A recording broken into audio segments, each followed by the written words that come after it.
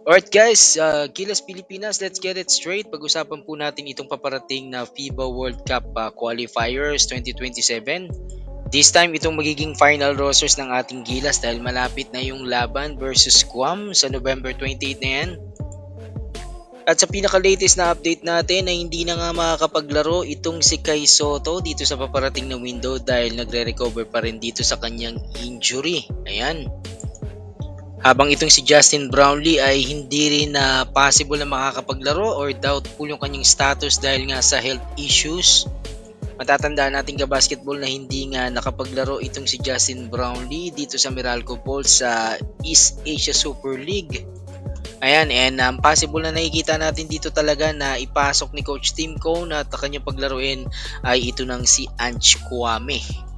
Dahil itong si Benny Boatwright, no, wala pa nga tayong balita sa kanyang naturalization at ang best available for now, sigurado tayo itong si Ange Kwame. While shoe-in pa rin naman dyan mga kabasketball itong mga Japan B-League boys natin. Nandyan itong sina Kevin Kiambao, Kaul Tamayo at itong sina Dwight Ramos. On the other hand, kahit mawawala man itong sina Kai Soto at itong sina Justin Brownlee ay confirm naman na makakapaglaro itong si Quentin Milora Brown. Yan yung good news, makakasama niya rito itong si Junmar Fajardo at AJ Edu. So yung plano nga magkakaroon sila ng ilang series ng practice bago yung qualifiers. Sisimulan yan sa darating na November 25. O titignan natin kung sino yung mga players na makakadalo dyan at kung meron mang madadagdag dito sa pool.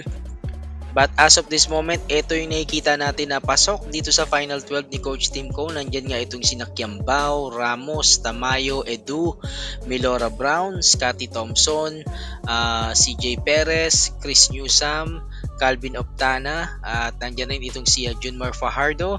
So yan nga itong si Angelo Kwame, so possible na yan at pwede ring isama rito ni Coach Tim Cone itong si RJ Abarientos dahil wala na nga itong sina Jamie Malonzo at Japet Aguilar, so yung pwedeng kumumpleto.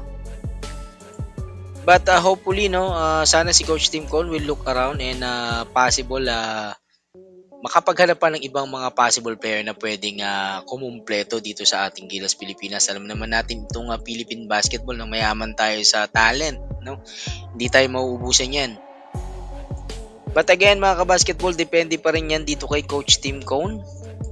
Hindi naman natin na-underestimate itong Guam pero pinaghahandaan natin ang goal kasi natin na makapasok sa world stage sa FIBA World Cup.